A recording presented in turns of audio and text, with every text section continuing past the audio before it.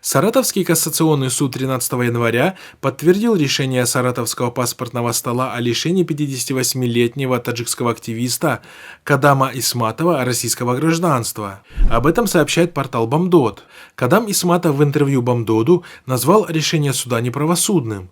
13 января 2022 года Кассационный суд в Саратове рассмотрел это дело, но, несмотря на все приведенные нами доводы, объявил мое гражданство незаконным, якобы я представил неправдивую информацию при получении гражданства.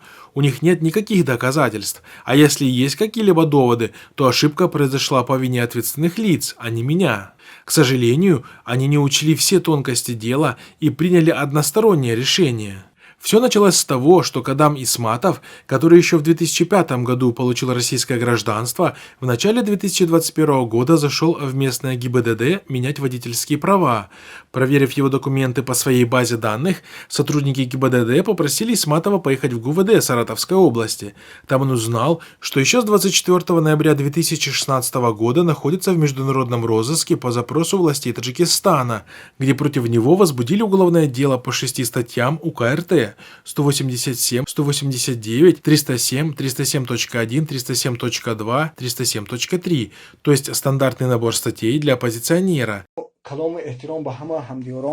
Исматов является активным пользователем Facebook. Он активно критикует таджикское правительство и высказывает свое мнение по актуальным вопросам. Отметим, что практика лишения активистов из Таджикистана российского гражданства стала повседневной практикой для властей России.